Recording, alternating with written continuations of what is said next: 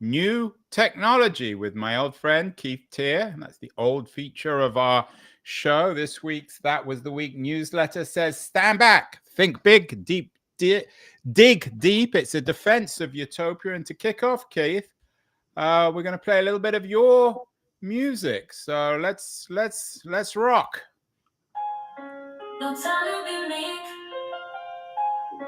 The goal is to seek the next big thing. That was a week. That was a week. Stand back. Think big. Dig deep. I think that's enough, Andrew. Yeah, that's enough of that AI music. None of us really like that, of course. Keith, stand back. Think big, dig deep. It's your signature song for That Was the Week. What's the point of the newsletter this week? It's really an honorable mention to Rohit Krishnan, who wrote the essay of the week this week is called With a Utopia. Rohit's a British, I think he's British born, big thinker who stands back and digs deep. And this essay is about the history of utopian thinking and utopian experiments, mostly in the 1800s and in the early 1900s, leading up to the First World War. And it's an essay that reflects on the fact that macro thinking like that is now frowned upon. If anything, it's feared and criticized for being, overarching and kind of authoritarian, whereas micro thinking has taken over. That's his thesis. He blames a lot of it on technology. He thinks technology is delivered on some of human needs, therefore people don't think big anymore. But he's kind of lamenting the loss of big thinking. Yeah, and your editorial this week focuses on a defense of his piece with a utopia. Krishnan talks quite a lot about Robert Owen. Why is Owen relevant today? The late 18th, early 19th century social reformer and unashamed utopian. Well, I mean, he's not the only one, but he brought together an understanding of the Enlightenment thinking about progress with, if you will, thinking about equality and the human condition. And often the two are separated. Like when we talk about AI today, we often talk about the business of AI, but we often don't talk about the human condition in the context of AI.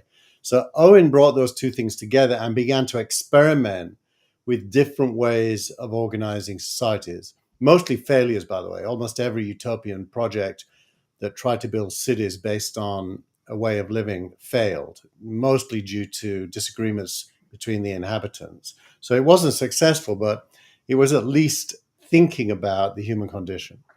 Yeah, and Krishnan in it is a very good piece, talks about we need the spirit of what he calls pioneering ambition. Of course, we're fearful of that. We've been through so many cycles where we've been promised, to borrow Peter Thiel, flying cars, and all we got were 160 characters.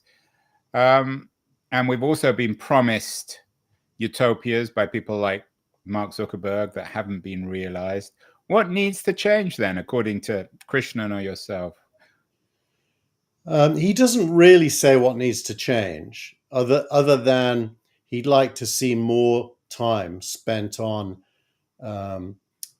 bringing together thinking about technical progress and social progress in the same conversation.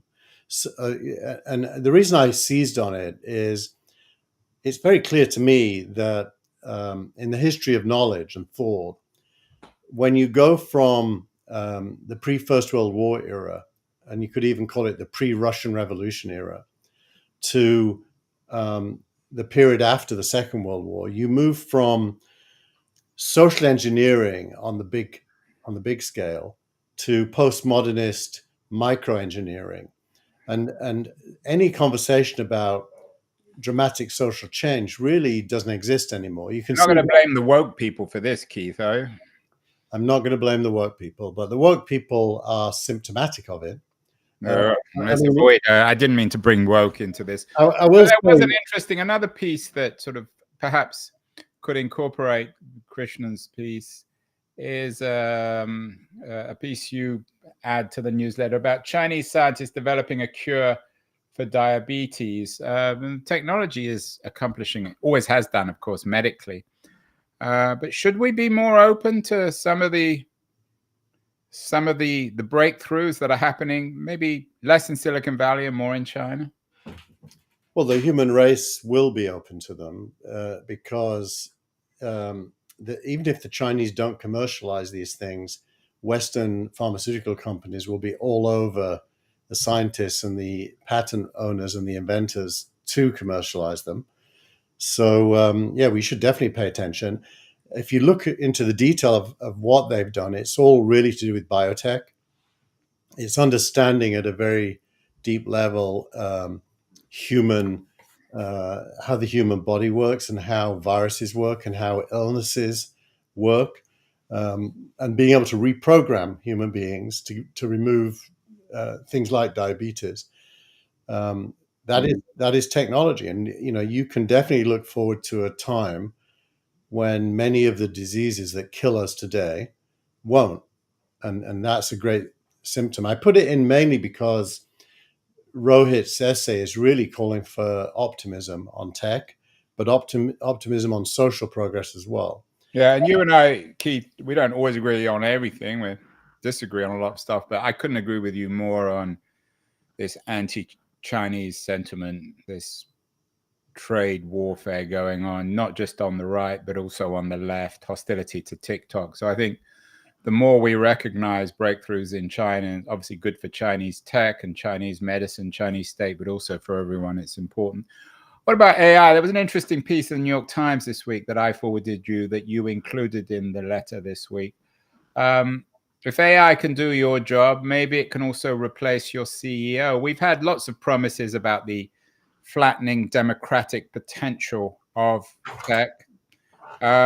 Could AI, do you think, replace CEOs and thereby replace these stratospheric incomes and differences between ordinary workers and CEOs in America? The answer has to be yes, doesn't it? How could that not be true? But I think it's worth talking about what a CEO does, because it isn't everything that a CEO does that can be automated. But a CEO has to do a lot of kind of administrative work. Like I'm sitting here now, I almost shared it with you, but I've got an Excel file here. Maybe I can. Let me just see if it will let me do that. Yeah. Click on that, Andrew. This is part of my job as a CEO. I've got to fill in for my auditors who controls the IT systems at SingleRank. And between you and me, this is not my favorite job. And I can imagine. And it's a job AI could easily do. So I think that there's many things a CEO does that can be automated by AI. I don't think you'll ever get rid of a leader in a company that's responsible for setting strategy, telling the story, possibly even execution at a certain level and management. But execution and management is going into the domain that AI could. But that's not a CEO, that's a COO. Another piece that you linked to today is about Sequoia now investing massively in what they call Musk World. And Musk, love him or hate him, is enormously influential. AI is never going to replace an Elon Musk, is it? It never will. But this is the week where Musk raised $6 billion for his XAI. Which isn't a lot of money to him, but it is to you and I, certainly to me. Yeah, it's also the week, by the way, that he started campaigning with Tesla shareholders to get the $50 billion bonus that is due. And more and more pieces about how he's talking to Trump and maybe even supporting him in the next election. So he's clearly a very controversial. Not everyone loves him. You love him. I'm more ambivalent. I wouldn't say the word love. I You recognize admire him. I recognize what he adds. There are times when I really disagree with him strongly. Like he's just tweeted something about Trump before our show started, to the more or less saying that the trial was a political trial or a trivial trial that shouldn't have been held.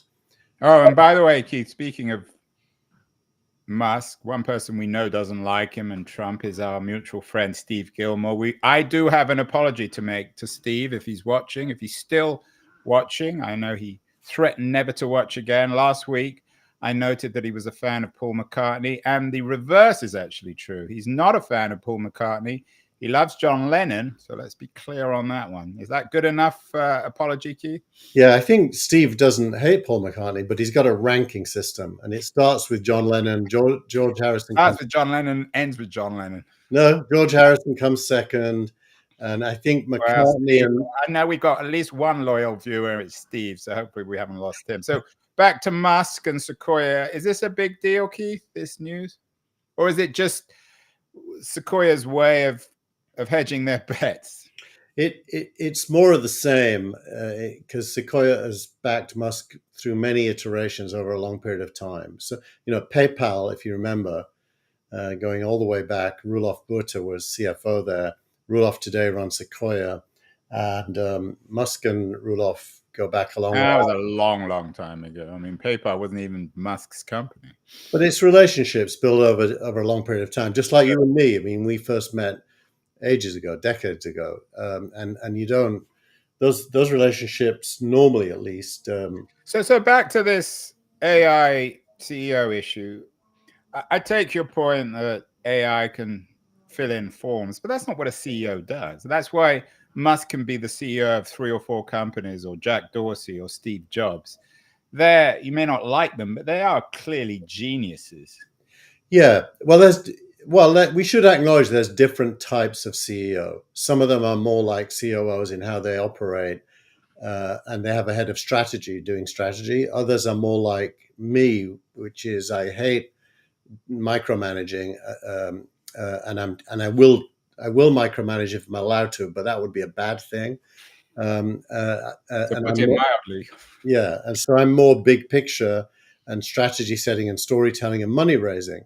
They're all different. But AI can't replace that, Keith Tier, can it? I don't think so. I wish it could. That would be wonderful if it could. Well, then you wouldn't have to work. Exactly. Not the bureaucrat, Keith Tier, the innovator, the Robert Owen. Yeah, no, I don't think AI would have come up with what I do at Signal Rank. And Well, I agree with you. We've got to find something to disagree with on this show. But I think Krishnan's piece is an important one. I think he's right. I think that the zeitgeist has shifted too much the other way, and that we do need to recognize, as Krishnan says, the spirit of pioneering innovation and to begin to think deep utopian thoughts. Anyway, back to reality, back to day-to-day Silicon Valley stuff. Salesforce had a bad week, Keith.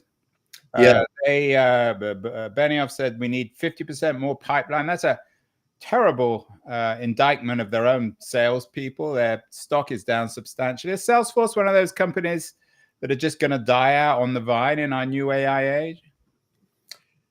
I think every company is threatened with that unless they innovate. And I wouldn't put Salesforce high up that list because I do think Mark Benioff is a great leader and thinker.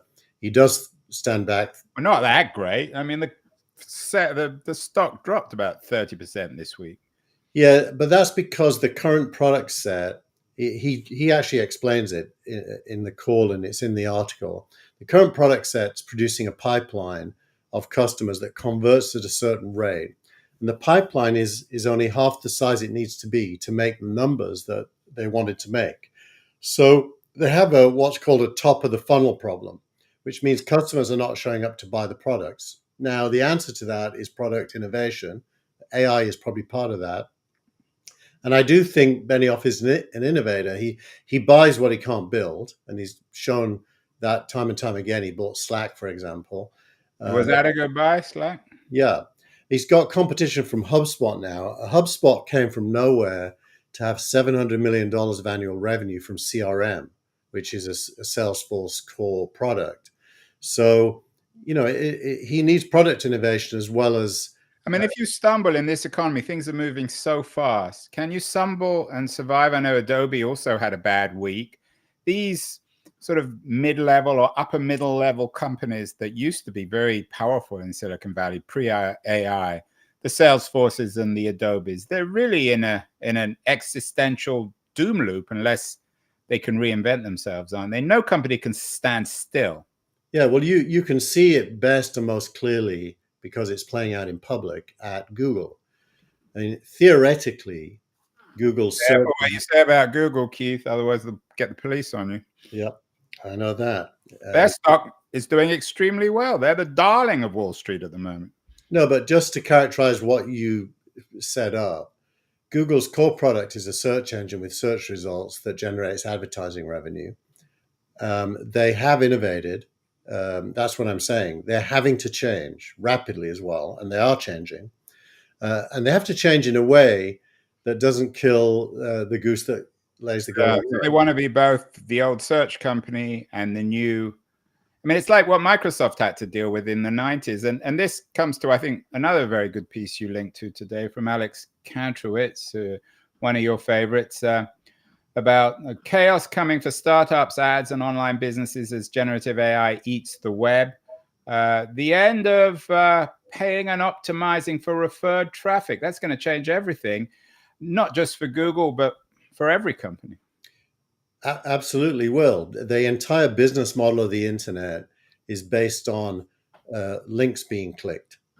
There is no money on the internet unless links get clicked, resulting in videos being watched, content being read, podcasts being listened to, and so on and so forth.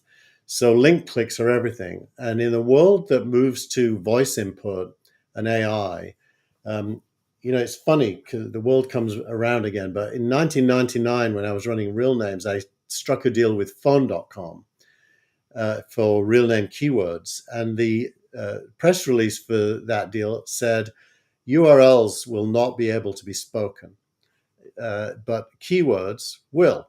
And we're going to move to natural language inputs, which was about 20 to 30 years too early. But now we are. That really is happening. And I think the web, meaning the narrow definition of the web, which is HTML pages, are not likely to be the primary feedback loop anymore. And that means all those business models for advertising are threatened. Now, this isn't going to happen fast. It's just like, the radio star wasn't killed by TV. Neither will the web be killed by AI. But the balance of attention is going to shift. And that, I sent you another link, which I don't think you included, but I thought was a good piece coming back to this. It was in today's journal about. Oh yeah, I missed it. You sent it this morning. Hold on, let me just get it up on the screen. Because it speaks of the hype. I know a couple of weeks ago when I wasn't here, you had the hype about, or you had a show about OpenAI's new. There you go, Andrew. I put it up. You can click on my version if you want. It's a lesson in AI hype from the journal about GPT 4.0. I used it. I think it doesn't strike me as being that revolutionary. So there's a lot of this stuff. They're promising stuff. I know you think that this new version of OpenAI is going to change everything, but at the moment it's still just promise, isn't it? Well, I think their headline is correct, especially the subhead, which was they launched it in a partly finished state. We commented. Surprise. We've done that before, Keith, haven't we? Yeah. Now, why did they do it? They did it because the Google announcements were the following day, and they wanted to get ahead of the Google announcements. But the actual product took a couple of weeks to start rolling out. It has begun to roll out now, and it does have some of the features that were demoed, but not all of them. So the time is exactly right. I still believe they will ship all those features, and we will end up getting them. Yeah, it's like in the long run, we're all dead, Keith. So what does it mean for companies like Perplexity that are trying to reinvent search? What's their business model? Well, they just announced something this morning, which I didn't put in the newsletter because it was too late, but they announced that search results are now going to be shareable pages. So everything that comes in a search result, well, so like almost like a PDF, but HTML version, so that if I do a search for Chat GPT hype, it's going to bring back really good results, well, designed and everything. And I can say share with Andrew Keen, and you'll get the same search results page that I just got. So they're trying to introduce social sharing with AI results. How do they monetize that? Well, presumably they'll put ads on the pages. Well, then it's not that different. So it wouldn't be that different, exactly. So Perplexity, remember, is a search engine, so it needs a web page with a result set. So it probably is as threatened by this direction as Google is, and even more so because it's a smaller company with less revenue.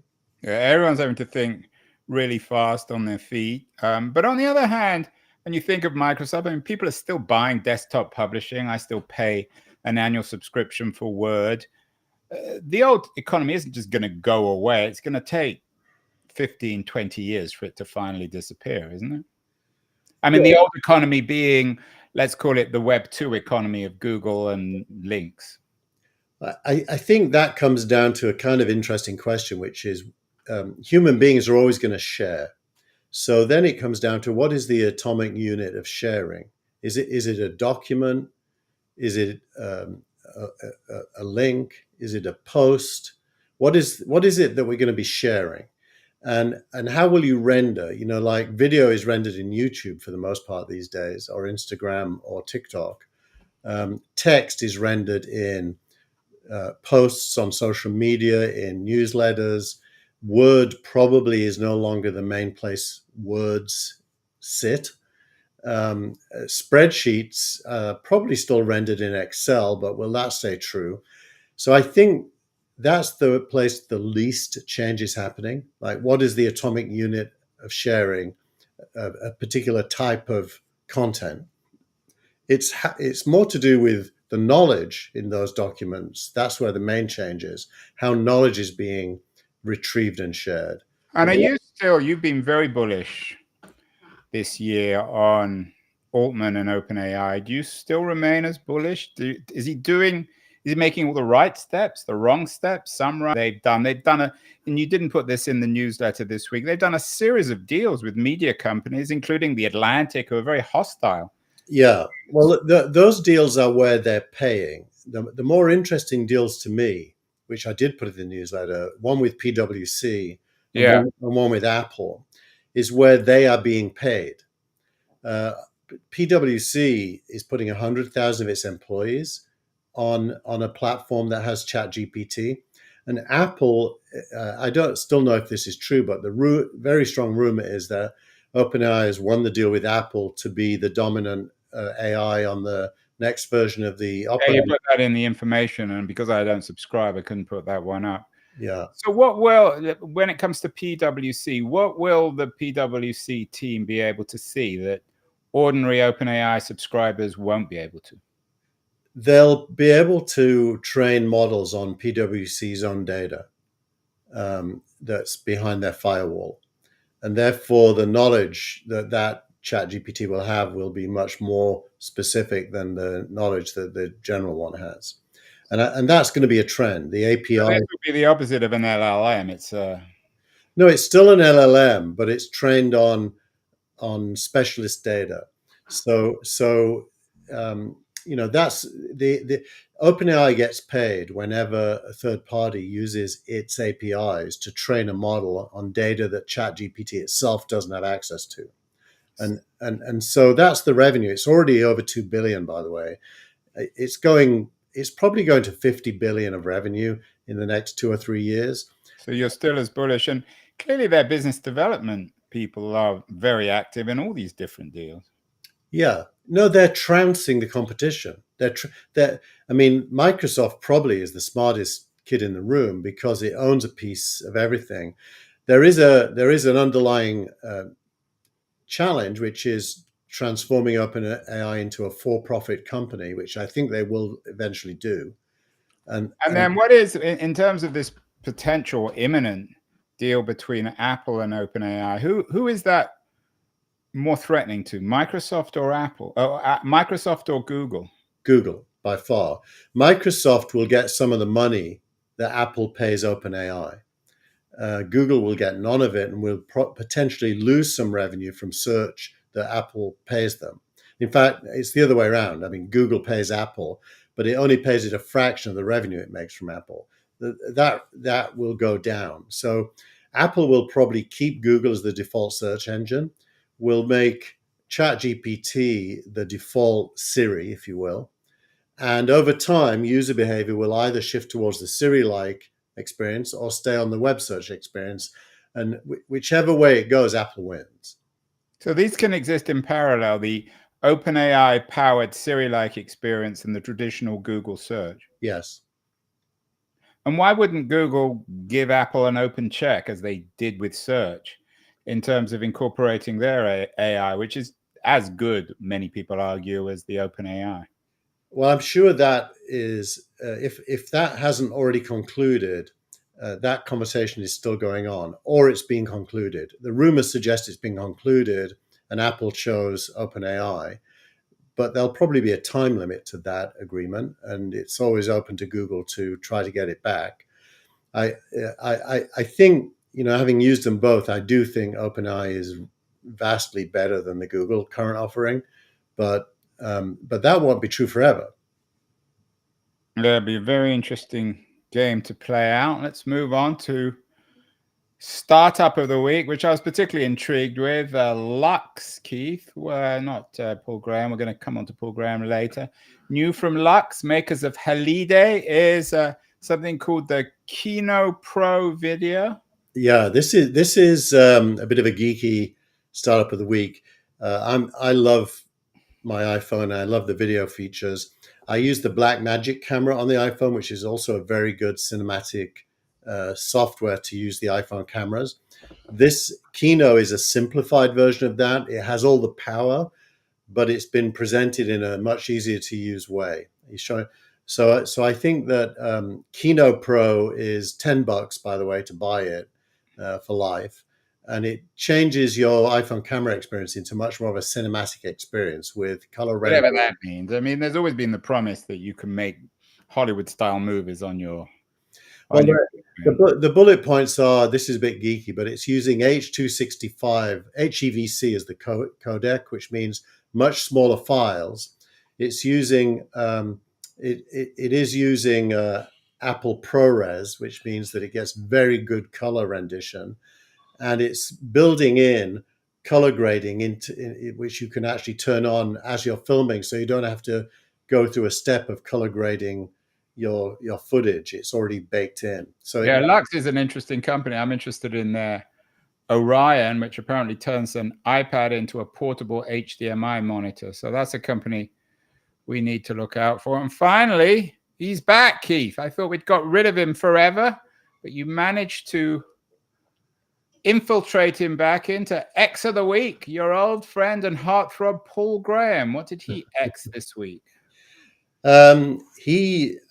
He decided to go on the record about whether Sam Altman was fired from Y Combinator or not, which has been an underlying assumption for the last few years, that Sam is, basically a difficult guy and got fired, in quotes. And it turns out he kind of did get fired, but Paul Graham's trying to present that he didn't. Yeah, but I mean, I don't think there's anything wrong with being a difficult. Everyone knows geniuses, whether it's Jobs or Musk or Altman, you got to be difficult. Yeah. So the facts are, Altman announced he was going to be CEO of OpenAI. At that time, he was president and effectively CEO of Y Combinator, and he was told by the founders, the Graham family, husband and wife family, that he'd got to choose one or the other, and he chose OpenAI. And so he left, and the comment stream there. Some people say, well, so he was fired, and other people say, no, he had the option to stay but chose not to.